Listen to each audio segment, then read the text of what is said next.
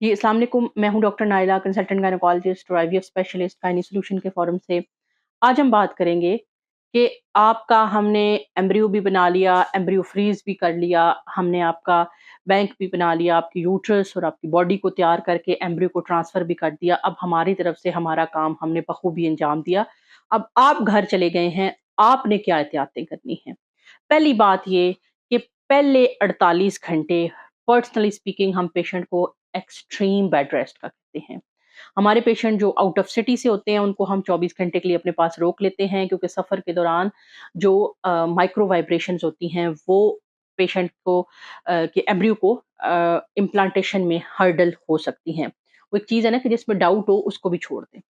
48 our तक हम patient से कहते हैं कि आप कंप्लीट बेड रेस्ट करें, सिर्फ खाना बेड पे खाएँ और वॉशरूम जाएँ दैट्स इट। कोई लंबा सफ़र ना करें, कुछ ना करें। 48 आवर गुज़र गए, उसके बाद अब एम्ब्रियो ने वहाँ पे एक रेसिडुअल रिएक्शन शुरू कर दिया है। वो रिएक्शन शुरू होना इम्पोर्टेंट होता है। उसके बाद फिर आपने बहुत एक्सट्रीम बेड रेस्ट नहीं करना।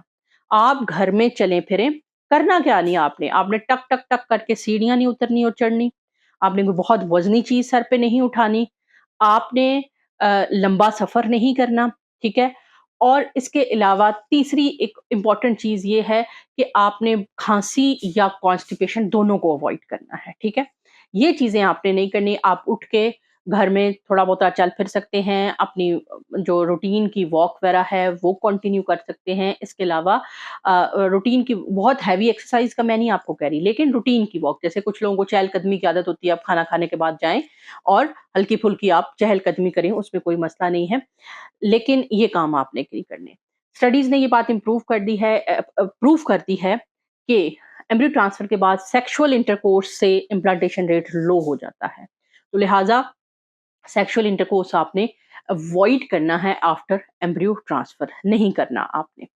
तीसरी इंपॉर्टेंट चीज़ ये है, एक बात याद रखिए, जब हम फ्रोज़न एम्ब्रियो ट्रांसफर करते हैं तो हमने आपकी बॉडी के हार्मोन सिस्टम को शट ऑफ किया हुआ है। हम अपनी मर्ज़ी से, अपनी लिहाज़ से आपको दवाइयाँ, हार्मोन बाहर से दे रहे हैं।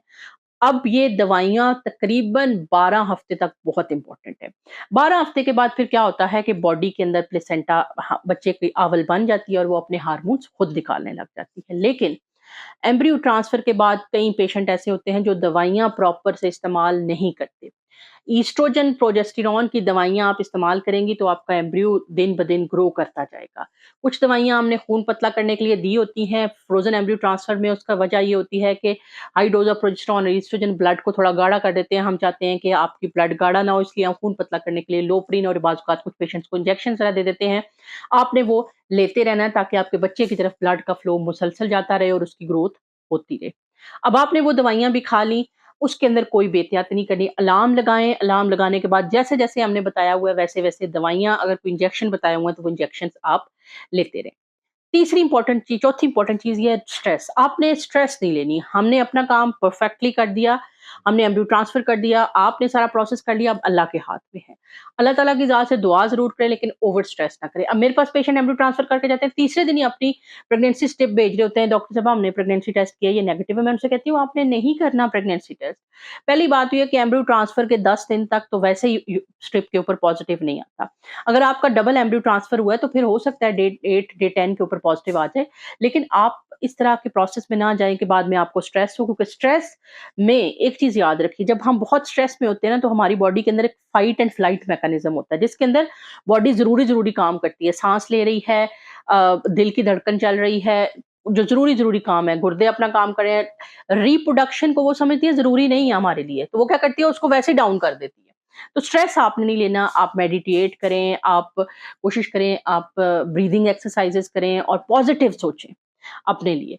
और उसके बाद रियलिस्टिक अप्रोच रखें। आईवीएफ दुनिया में कहीं पे भी 100% नहीं है, लेकिन आईवीएफ एक मोज़े से कम नहीं है। जिनका पॉज़िटिव होता है, वो इसको मोज़ा ही समझते हैं।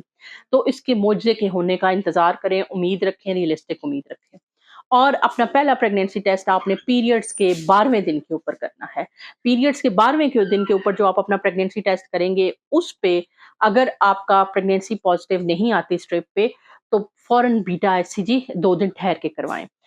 यूजुअली कुछ लोगों की लेट प्रेगनेंसी आ जाती है, 14वें दिन तक आ जाती है। पहला प्रेगनेंसी टेस्ट पॉज़िटिव आ गया है, बीटा एचसीजी पॉज़िटिव आ गया है, 48 आवर्स के बाद रिपीट कराएँ। अगर वो डबल हो गया है तो then that is a good news कि आपका बीटा एचसीजी डबल हो गया, इसका मतलब है आपके जो एम्ब्रियो हैं वो कंटीन्यूअसली ग्रो कर रहे हैं। फ़ौरन अल्ट्रासाउंड के लिए ना भागें, अपने सेंटर से राब्ता करें, वो आपको बताएँगे कि फर्दर आगे आपने दवाइयाँ कैसे लेनी हैं और उसके अलावा आपने जो है वो किस तरह से अपने सारे प्रोसेस को लेके चलना है।